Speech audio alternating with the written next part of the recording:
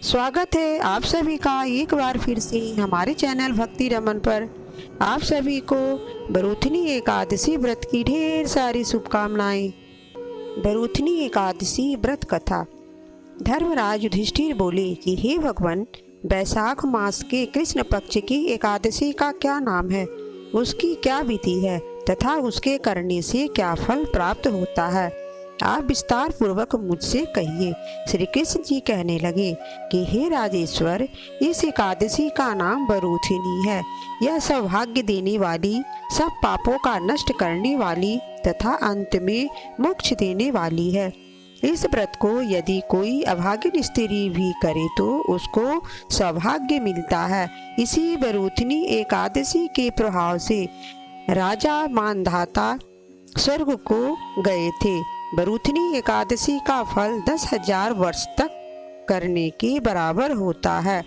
कुरुक्षेत्र में सूर्य ग्रहण के समय स्वर्ण दान करने से जो फल प्राप्त होता है, वही फल बरूथनी एकादशी के व्रत से मिलता है। बरूथनी एकादशी के व्रत को करने से मनुष्य इस लोक में सुख भोग कर परलोक में स्वर्ग को प्राप्त होता है। शास्त्रों में कहा गया है कि हाथी का दान के दान से, तिलों के दान से स्वर्ण का दान तथा स्वर्ण के दान से अन्न का दान श्रेष्ठ होता है। अन्न दान के बराबर कोई दान नहीं है। अन्न दान से देवता, पितर और मनुष्य तीनों तृप्त हो जाते हैं। शास्त्रों में इसको कन्यादान के बराबर माना जाता है। बरूथनी एकादशी के व्रत से अन्न दान तथा कन्यादान दोनों के बराबर फल मिलता है। जो मनुष्य लोभ के वश होकर कन्या का धन लेते हैं, वे प्रलय काल तक नरक में वास करते हैं या उनको अगले जन्म में बिलाव का जन्म भोगना पड़ता है। जो मनुष्य प्रेम एवं धन सहित कन्या का दान करते हैं, उनके पुण्य को चित्रगुप्त भी लिखने में असमर्थ हैं। जो मनुष्य इस बरूथनी एकादशी का व्रत करते हैं, उनको कन्यादान का फल मिलता है। बरूथनी एकादशी का व्रत करने वालों को दशमी के दिन निम्नलिखित 10 वस्तुओं को त्याग देना चाहिए। पहला, कांसी के बर्तन में भोजन करना। दूसरा, मांस। तीसरा, मसूर की दाल।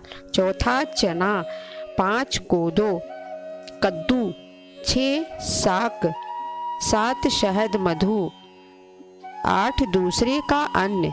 9, दूसरी बार भोजन करना एवं 10, स्त्री प्रसंग।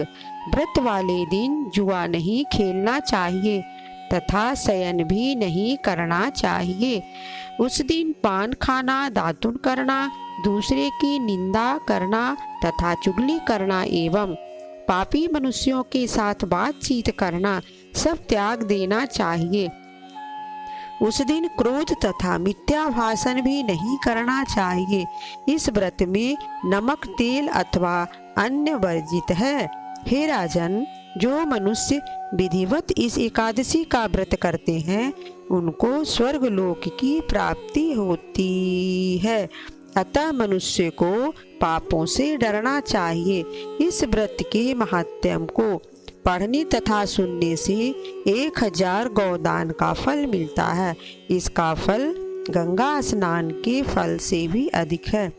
श्रीमन्नारायण नारायण हरि हरि, श्रीमन्नारायण नारायण हरि हरि।